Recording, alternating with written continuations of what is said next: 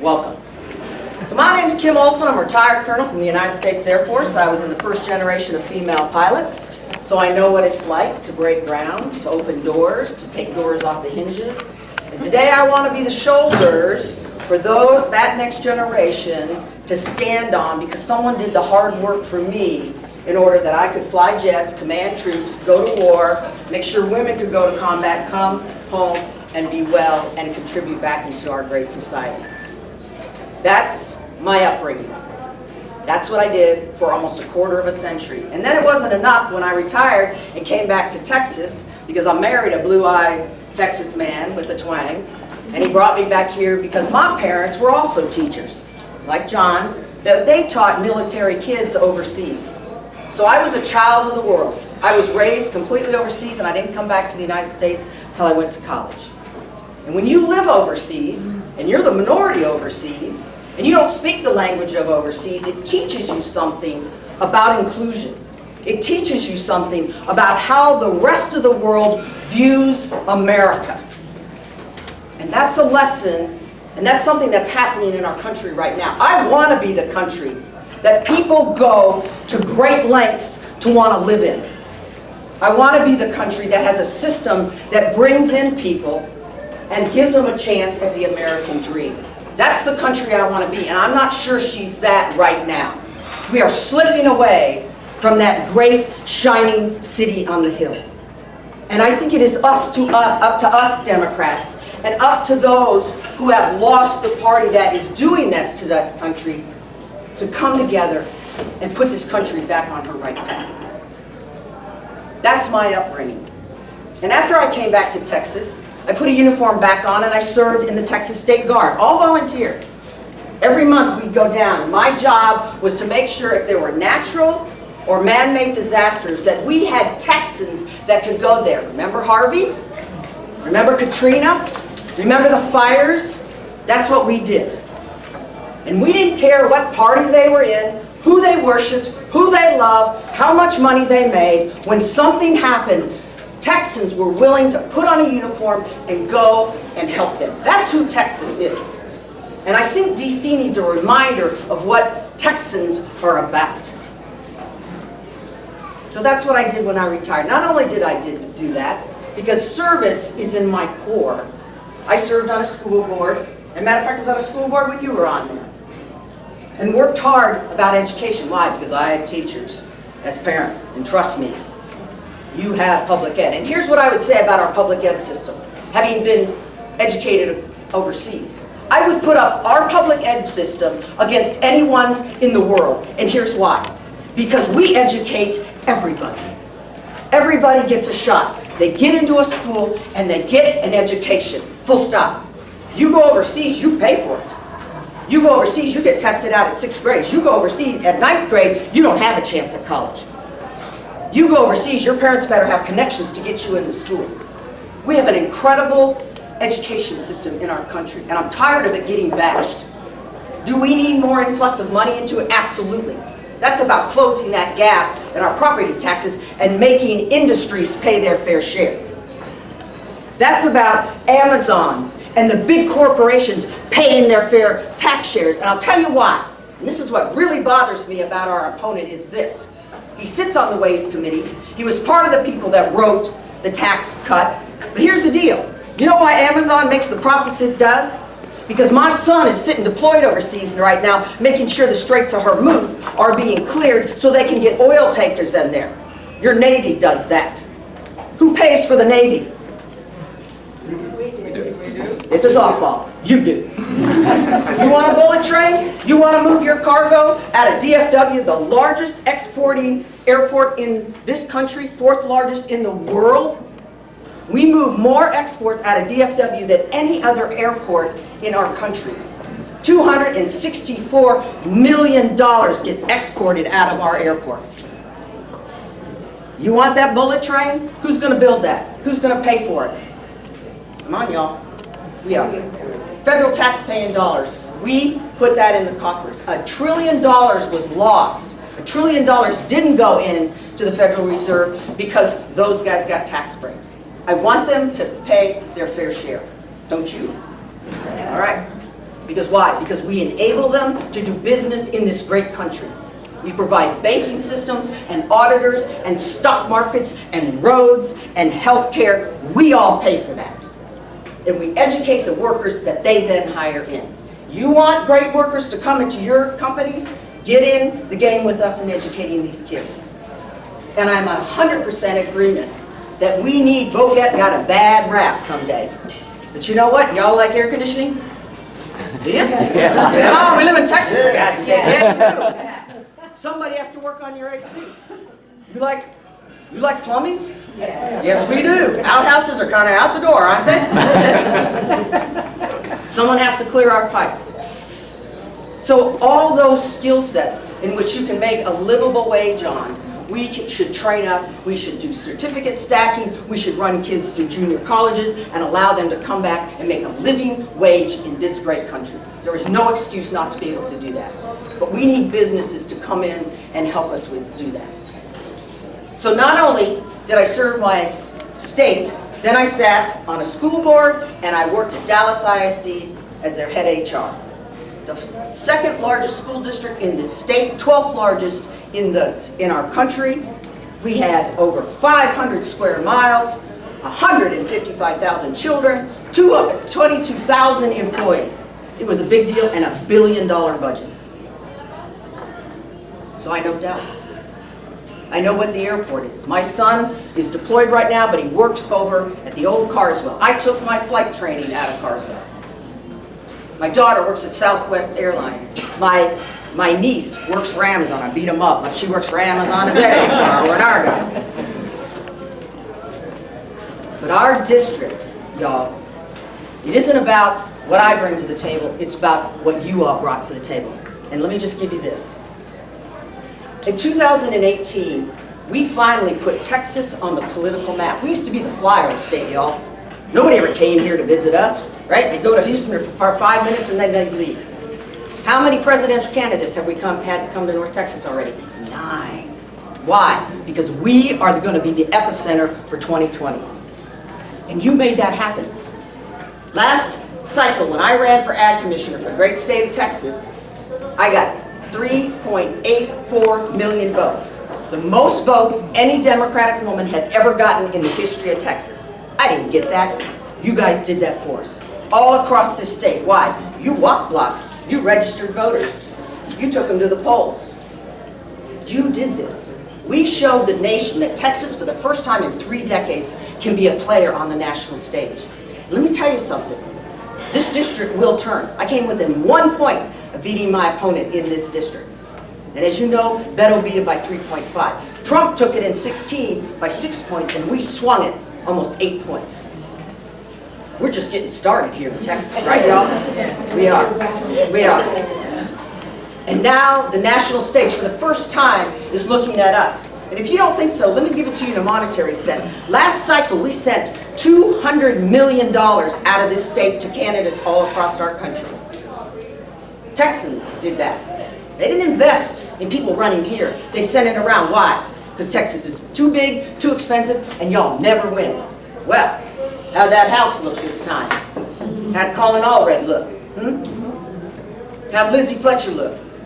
We did it, and we're going to do it again in 2020. Because the enthusiasm for turning our state blue hasn't changed. In addition, the strategic impact of TX-24 is this. We need 9 Texas House suites to swap our Texas House and have her go blue. And then we get a say in gerrymandering, don't we? Because the census will come out. That's why it's critical. So when you talk to people, that's why Texas. And once that Texas House goes blue, and we can fix some of these gerrymandered districts, as he showed up here on this PowerPoint slide, then we will define who goes to the White House, won't we, Texans? We will set the course for this nation for the next decade. And 6 of those 9 Texas House seats sit in and around 24. 6 of them that came within 3 points of flipping to go blue. And 108 came within 210 votes.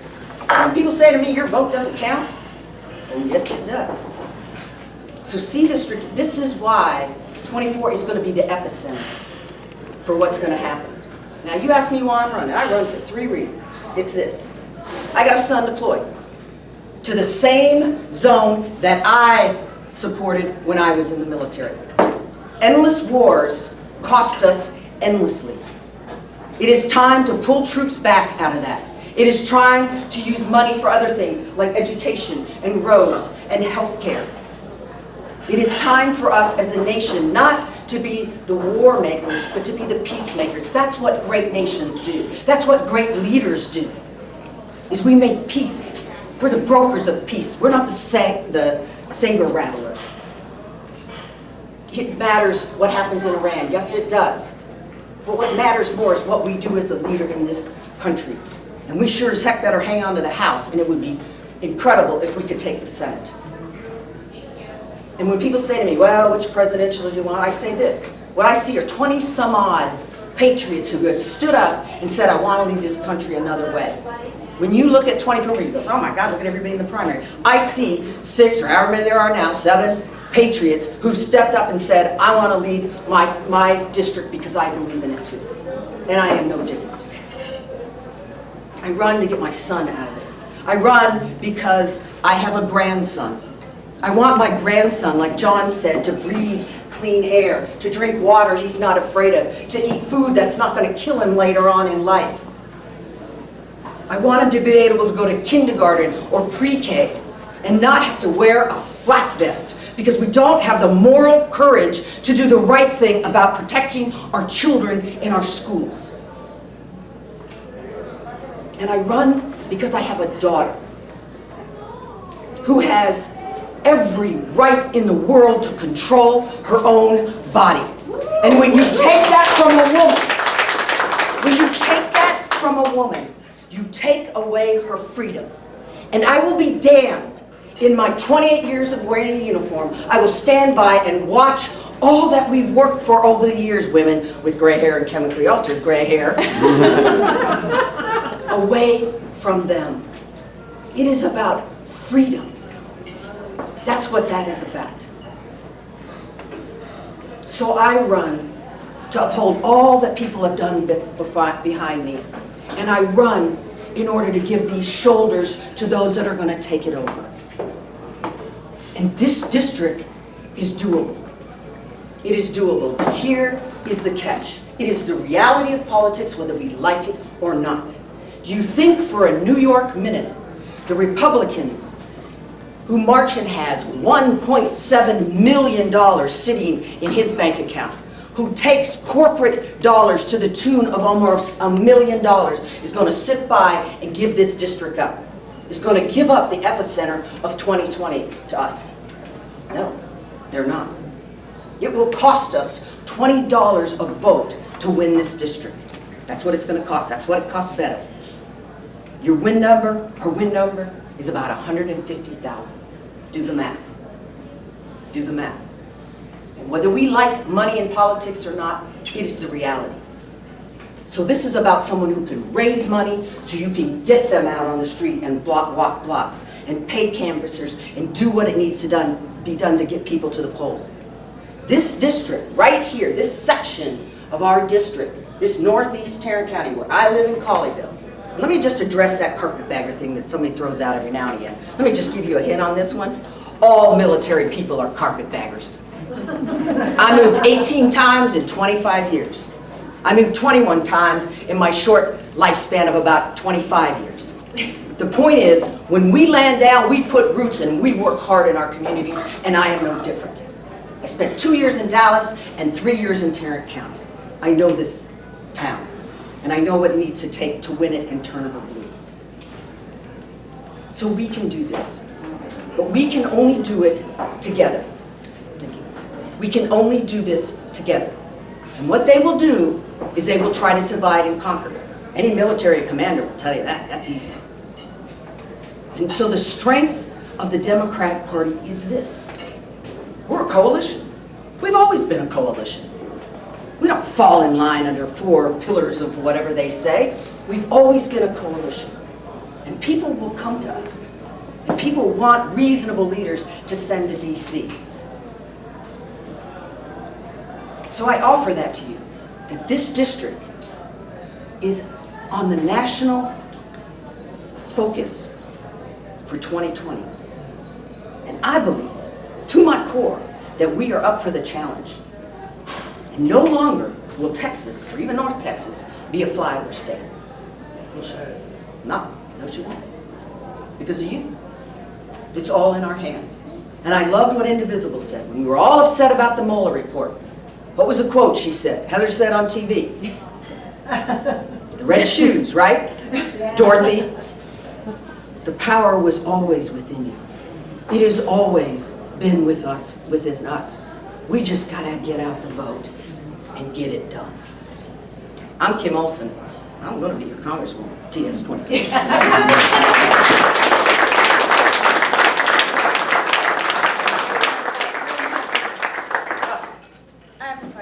Yes, ma'am. I am a Texan that spent 10 years in Florida, and I'm proud to be back. Welcome home. But looking from Florida back to Texas, it was always like my friends in South Florida, so proud to see Texas turning purple. Mm-hmm. And so when you think about, this position is a representative, what are some of the things as you're going out and you're canvassing that you are going to tell the folks door to door, district to district, or not district to district, but within District 24, what you can or what your platform is to help out District 24? That's a really good question, and let me reflect back something. Representative government is representing you. Mm-hmm. And the only way you represent people is you listen. Yeah. So for the last 3 months, I've been on the horn, calling people, always asking for money, give me money, right? But the first question I ask them is, what's on your mind? What is keeping you up at night? And it's incredible what people will tell you when that's the first thing that you ask them. And that's the only way you can represent people, is if you listen to them. So a lot of times when you knock on doors, it's like, what keeps you up? You want to hear what people are saying? What's on your mind, y'all? Healthcare. Healthcare. Number one, healthcare. What else? Opioids. Immigration, right? Kids in cages. This is who we've become? Thank you. Opioids. Yes. Pharmacy, yeah, our democracy in challenge. What else? Endless wars. Endless wars. Costly, endless wars. Education. And education and climate change. People are seriously worried about the ability. And let me just tell you, and of course, John will say this too. Does the moon exist, y'all? It does, right? But nobody lives on her. Earth will survive. It's us. We're saving humanity. This is what this is about, is saving our planet so that we can occupy it.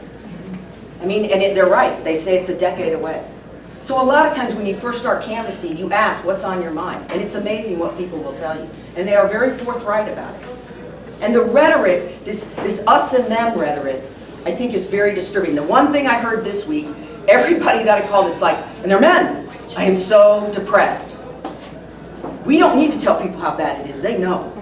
We need to lift people up. We need to inspire them. We need to give them hope. We need to say, we may not have all the answers, but we're going to ask the right questions when we get to DC. Oh my gosh, right? I'm sorry, too long. Yes, sir. About climate change. It seems to me like the Europeans have accepted nuclear power as a way to deal with the climate change problem. Us Democrats in America have been less open to that possibility, at least examining, even though the cost is high and there may be some risk, but the planet may be a much greater risk.